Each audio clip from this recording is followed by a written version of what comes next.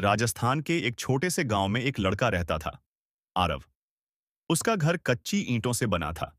छत से बारिश में पानी टपकता था और उसके पिताजी खेतों में मजदूरी करके किसी तरह घर चलाते थे।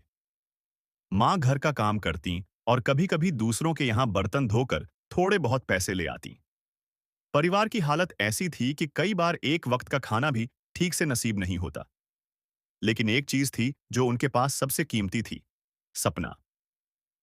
आरव के माता पिता हमेशा कहते, बेटा, हम तो जिंदगी भर संघर्ष करते रहे, लेकिन हम चाहते हैं कि तू बड़ा आदमी बने। हमारी तकदीर नहीं बदल पाई, लेकिन तू हमारी पहचान बदलना। आरव बचपन से ही पढ़ाई में तेज था। गांव के स्कूल में उसके पास किताबें कम और सपने ज्यादा थे। कई बार उसकी किताबें फट जाती, कॉपियों में पन्ने कम पड़ जाते, लेकिन वो हार नहीं मानता। वो जानता था कि उसकी गरीबी ही उसकी ताकत बनेगी। पहला पड़ाव, संघर्ष की शुरुआत।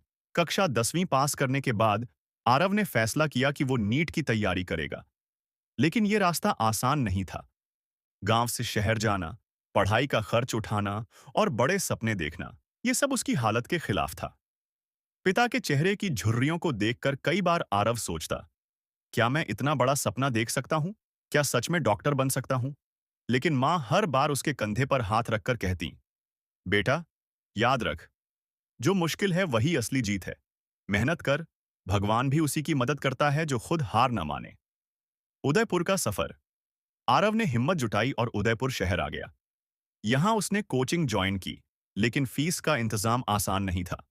पिता ने खेत गिरवी रख दिया, मां ने अपने गहने बेच दिए। ये त्याग आरव के लिए सबसे बड़ी ताकत बन गया। अब उसके पास दो ही रास्ते थे, या तो सपनों को पूरा करे या अपने माता पिता की मेहनत और बलिदान को बर्बाद कर दे। आरव सुबह 5 बजे से रात 2 बजे तक पढ़ता। दोस्त मस्ती करते, घूमते फिरते, लेकिन आरव हर वक्त किताबों में डूबा रहता। उसके कमरे में सिर्फ दो चीजें थीं, दीवार पर लगी माँ पिता की तस्वीर और एक छोटा सा बोर्ड जिस पर लिखा था, तुम्हारी स्ट्रगल ही तुम्हारी ताकत है। असफलताएं और सीख। पहली बार जब उसने नीट दिया तो नंबर कम आए। रिजल्ट देखकर उसकी आंखें भर आईं। उसे लगा सब खत्म हो गया। लेकिन उसी वक्त उसने खुद से कहा, अगर अभी हार मान ली तो ये संघर्ष कभी ताकत नहीं बन पाएगा। उसने फिर से तैयारी शुरू की, इस बार और ज्यादा मेहनत और ज्यादा जुनून के साथ। जीत की सुबह